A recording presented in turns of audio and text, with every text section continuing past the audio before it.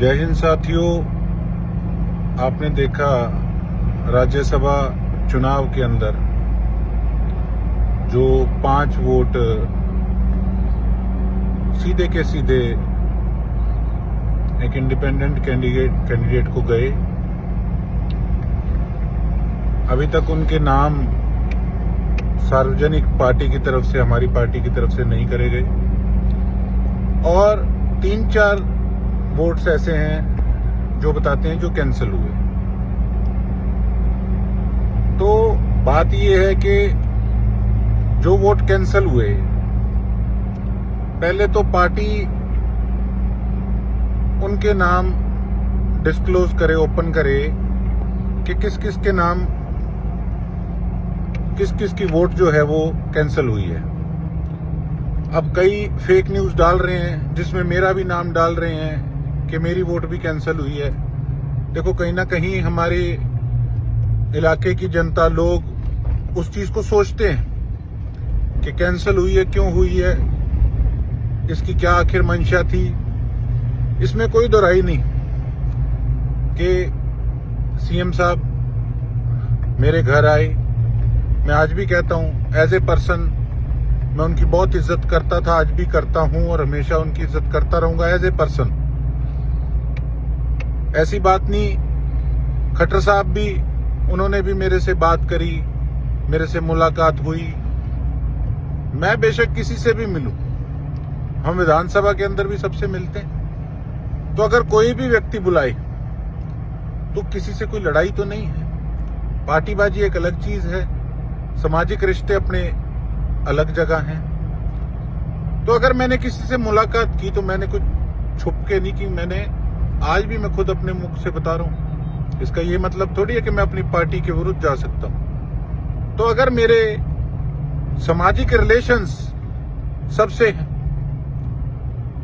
और उसको ओपनली मैं कहता हूं,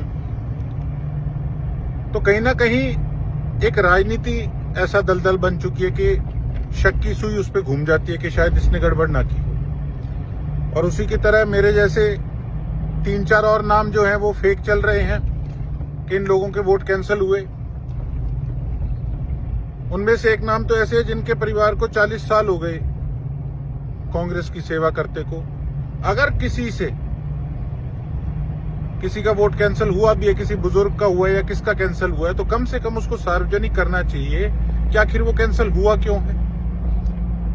मेरा नाम आया तो क्या केवल इसलिए कि अगर मैं सैनी साहब से मेरे अच्छे संबंध हैं या खट्टर साहब की मैं रिस्पेक्ट करता हूं, क्या इसलिए? तो हमारी पार्टी को वो नाम जो हैं वो सार्वजनिक करने चाहिए। और जो 5 विधायक, सीधा मैं तो ये कहूंगा, हमारी पार्टी की मंजी ठोकने का जिन्होंने काम किया, जो कि हम बच गए, जो मंजी हमारी नहीं ठुकी, परमात्मा ने बचा लिया, उन 5 को पार्टी से बाहर निकाल के फेंकना चाहिए। मैं भी पार्टी का हिस्सा हूं, विचार रखना मेरा भी हक है। और देखो, हमें हल्के में जाके लोगों को शक्ल दिखानी है।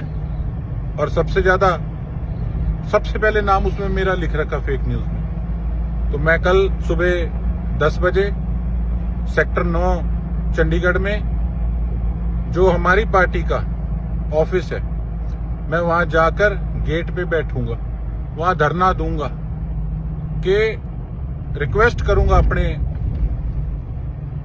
नेताओं से कि उन लोगों के नाम सार्वजनिक किए जाएं जो 5 लोग कांग्रेस को नुकसान पहुंचा गए, और जिन 3-4 लोगों की वोट कैंसिल हुई है उनके नाम भी स्पष्ट किए जाएं। ये कहीं ना कहीं आज शक की सुई हम पे है, हमारी मजबूरी है। और 37 में से अगर 5-7 जनों को हमारी पार्टी निकाल भी देती है तो कोई फर्क नहीं पड़ने वाला। कौन सा सरकार गिर जाएगी, कम से कम आगे से सबक मिल जाएगा कि इस तरीके का काम नहीं करना। नहीं तो उस एरिया के अंदर आप कोई नया नेता भी पार्टी नहीं दे पाएगी और वो लोग अपने हिसाब से सरकार से भी सेटिंग रख के काम अपना जो है वोट की डील में वो कराते रहेंगे। तो ऐसे तो पार्टी और कमजोर होगी। तो ऐसे लोगों को उठा के बाहर फेंकना चाहिए। यही मेरी मांग है मेरी पार्टी से, और आज हमारे अस्तित्व की बात है, इसलिए मैं अपनी खुद की पार्टी के दफ्तर के आगे कल सुबह 10 बजे धरना दूंगा। और मैं गुजारिश भी करता हूं और भी हमारे विधायक साथियों से कि आप भी आए। कोई हम विरोध नहीं कर रहे, हम मांग कर रहे अपनी पार्टी से।